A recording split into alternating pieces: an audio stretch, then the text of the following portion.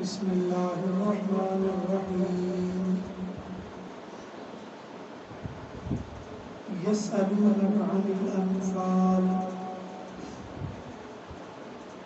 آج تراویح میں سورہ انفال کی تلاوت کی گئی ہے۔ سورہ انفال سورہ بقرہ کے بعد نازل ہوئی۔ اس کا تعلق اپنی سابقہ سورہ اعراف کے ساتھ یہ ہے کہ سورہ اعراف میں دعوت اور تبلیغ کے احکامات اور آداب بیان کیے گئے، لیکن دعوت اور تبلیغ یا دعوت اللہ کے ضمن میں بعض اوقات ایسے حالات پیدا ہو جاتے ہیں جہاں کی جنگ و جدل یا قتال اور جہاد تک نوبت آتی ہے، تو سورہ انفال میں قتال فی سبیل اللہ کا ذکر کیا گیا۔ سابقہ صورتوں سے تعلق یوں ہے کہ پچھلی صورتوں میں توحید کے عقلی اور نقلی دلائل بیان کیے گئے، اور سورہ اعراف میں جو منکرین توحید ہیں ان کے ساتھ جہاد اور قتال کا حکم دیا گیا۔ سورہ انفال میں دعویٰ یہ ہے کہ انفال یعنی مال غنیمت اللہ اور اس کے رسول کا ہے، لہٰذا اسی کے احکامات کے مطابق اس کو تقسیم کرنا چاہیے۔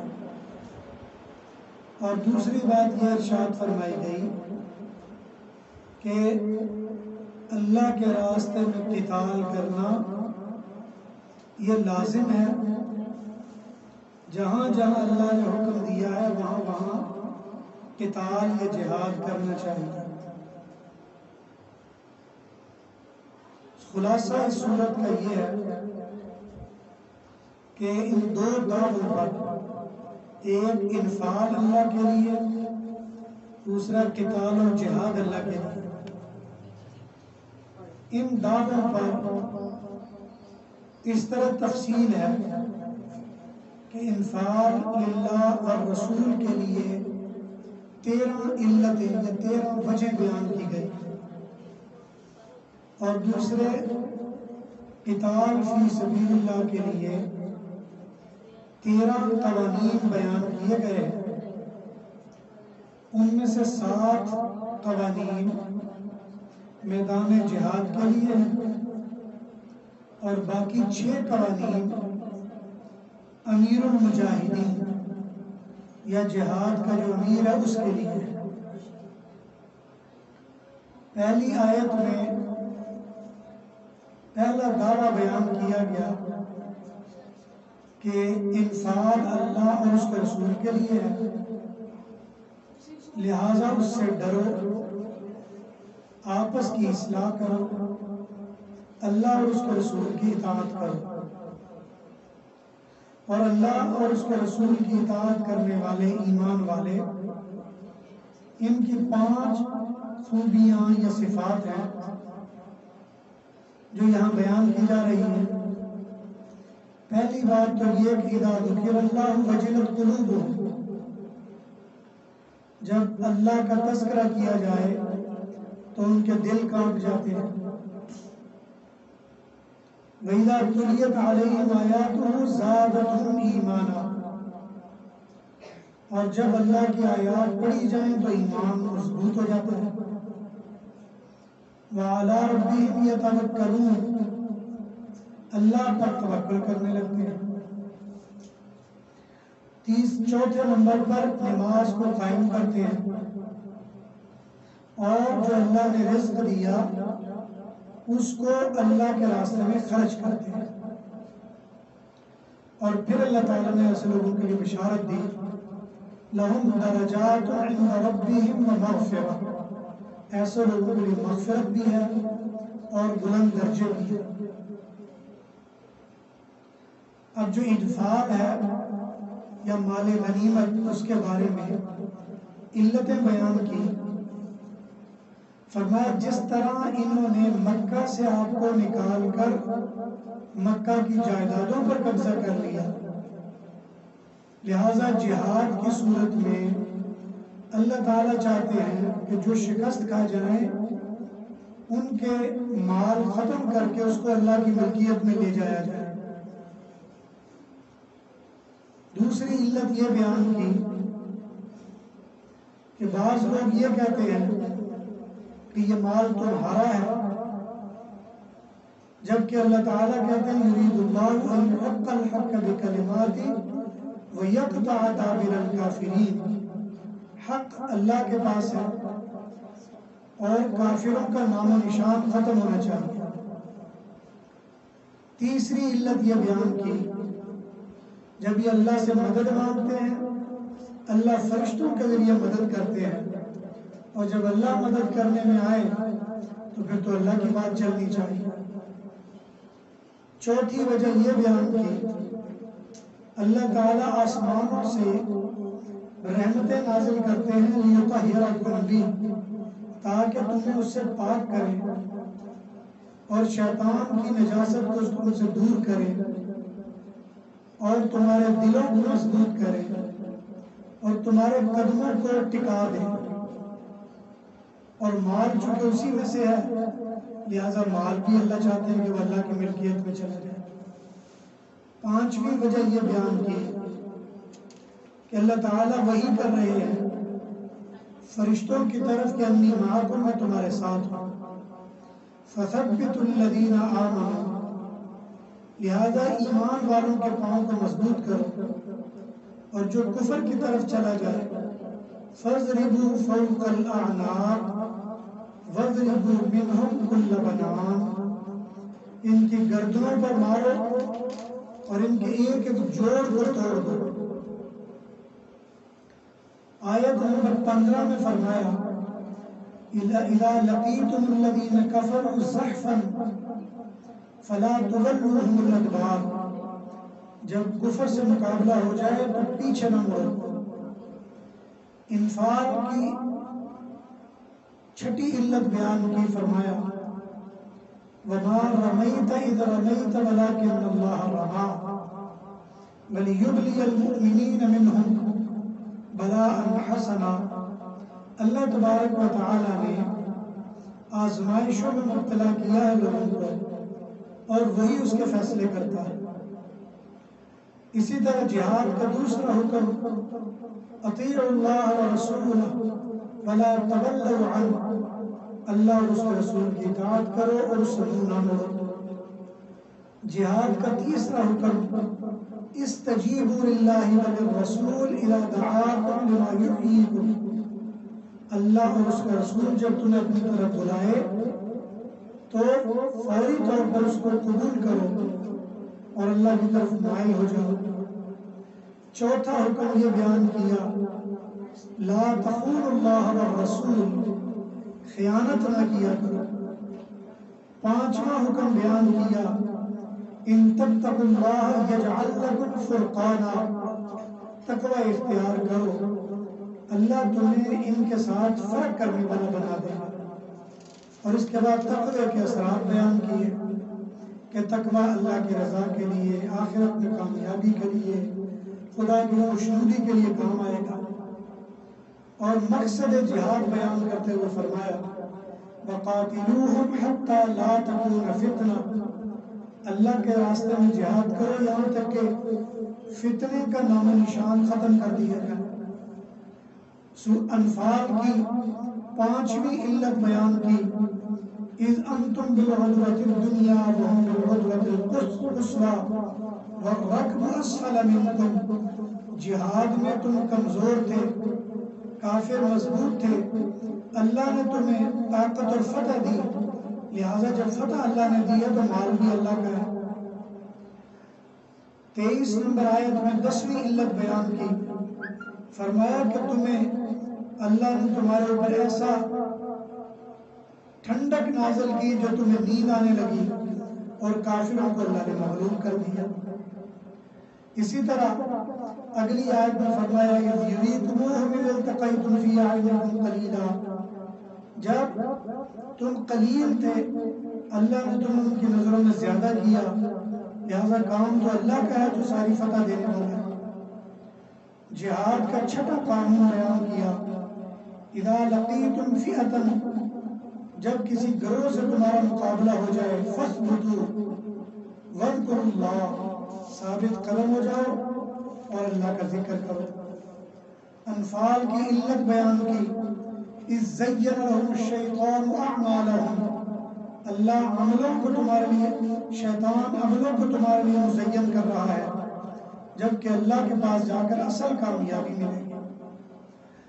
13ویں علت بیان کی، منافق مال کی وجہ سے کہتے ہیں فی قلوبہم مرض، ان کے دلوں میں بیماری ہے۔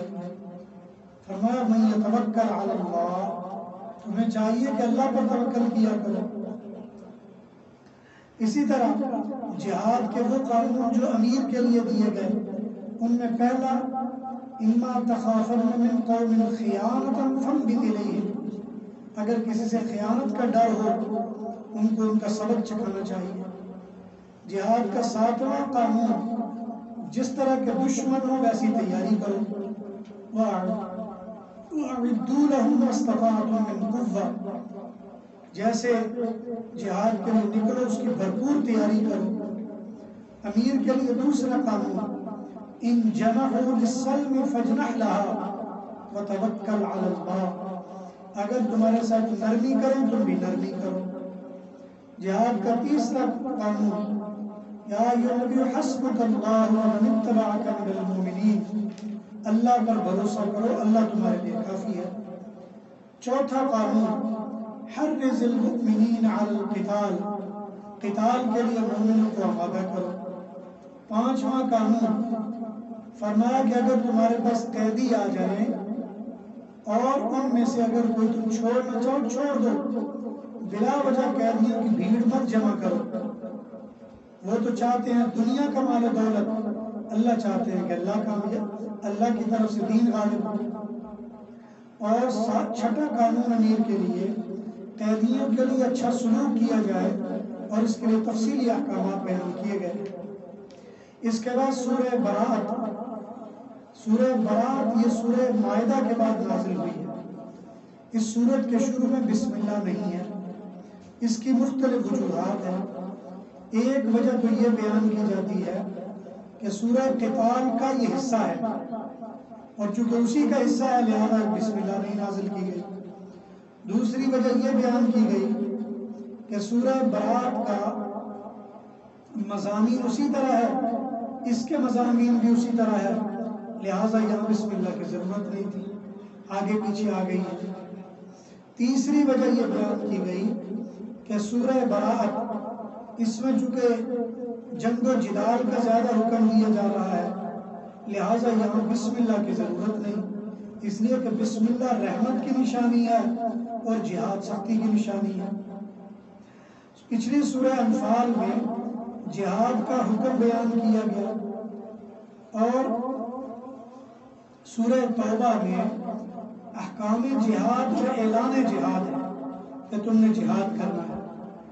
سورہ انفال میں قتال کا حکم دیا جا رہا ہے اور سورہ توبہ میں جہاد کی مختلف قسمیں بیان کی جا رہی ہیں۔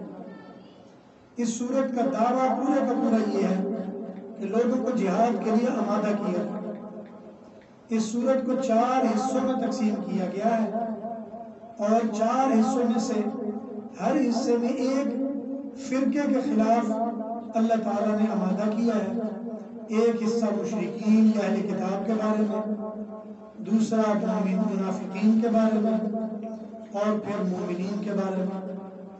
پہلا حصہ 1 سے 8 نمبر آیت تک اس میں مشرکین کا تذکرہ ہے۔ سب سے پہلے مشرکین سے اعلان برات کیا جا رہا ہے اور دوسرے نمبر پر فرمایا ان اللہ مخزی الکافرین، کافروں کے لیے تو شرمندگی ہے، اور پھر اللہ اور اس کے رسول کی طرف سے اعلان جہاد ہے۔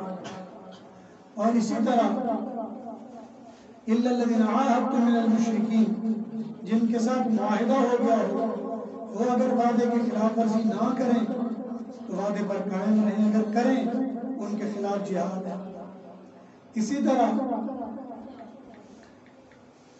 آیت نمبر 11 میں توبہ کی ترغیب دی جا رہی ہے کہ اگر کفر سے کوئی بندہ توبہ کرنا چاہے توبہ کر لے، ورنہ اللہ تعالیٰ کی طرف سے پکڑ تو ہے ہی۔ آیت نمبر 13 میں جہاد کے قتال کی طرف ترغیب دی جا رہی ہے، اور 15 میں فرمایا قاتلوہم یعذبہم اللہ بأیدیکم، ان کے ساتھ قتال کرو، اللہ تمہارے ہاتھوں سے ان کو عذاب دینا چاہتا ہے، ویخزیہم، ان کو شرمندہ کرنا چاہتا ہے، وینصرکم علیہم، اور اللہ تمہاری ان کے خلاف مدد کرنا چاہتا ہے۔ اسی طرح الذین آمنوا وہاجروا میں بشارت دی جا رہی ہے کہ جو ہجرت کرتے ہیں، جہاد کرتے ہیں اپنی جان مال کے ساتھ، اللہ کے پاس ان کا بہت بڑا اجر ہے۔ اسی طرح آیت نمبر 25 میں جا کر قتال کی ترغیب اور یوم حنین میں جو مومنوں و کافروں کے ساتھ معاملہ ہوا اس کا تذکرہ کیا گیا۔ اسی طرح آیت نمبر 28 کے بعد دوسرا حصہ شروع ہوا جس میں اہل کتاب کے ساتھ قتال اور اس کی 13 وجہ بیان کی گئی۔ پہلی بات تو مومنوں کو تنبیہ کی گئی کہ یہ جو اہل کتاب ہیں انہوں نے دین کو پس پش ڈال دیا ہے اور لَيَأْكُلُونَ أَمْوَالَ النَّاسِ بِالْبَاطِلِ، مال کو ناحق طریقے سے کھانا چاہتے ہیں، اور یہ ساری چیزیں بیان کی گئی ہیں۔ اسی طرح سورۃ تیسرے حصہ آیت نمبر 38 سے 99 تک منافقین اور ان کی قباحتیں بیان کی گئی ہیں۔ پہلی قباحت تو جہاد میں یہ منافقت کا راستہ اختیار کرتے ہیں، لہٰذا جب جہاد کا حکم دیا جائے انفروا خفافا وثقالا، اللہ کے راستے میں جہاد کرو، اور ایک قسم تو یہ بیان کی وَلَوْ أَرَادُوا الْخُرُوجَ لَأَعَدُّوا لَهُ عُدَّةً، اگر تمہارے خلاف یہ نکلنا چاہیں تو تم بھی ان کے مقابلے میں تیاری کرو۔ اور دوسرا، بعض لوگ ایسے ہیں جو فتنہ انگیزی کرنا چاہتے ہیں، ان کا ازالہ کیا جانا چاہیے۔ پھر فرمایا وَمِنْهُمْ مَنْ يَلْمِزُكَ فِي الصَّدَقَاتِ، بعض کو ایسے ہیں جو مال کے لالچ میں پڑے رہتے ہیں، ان کو ان کے حال پر چھوڑ دینا چاہیے۔ اسی طرح بعض ایسے ہیں جو نبی علیہ السلام کی ایذا رسانی کی کوشش کرتے ہیں، آپ ان کو کہہ دیجیے اللہ اور اس کے رسول پر ایمان لے آؤ۔ اسی طرح تنبیہات درمیان میں ذکر کی جا رہی ہے۔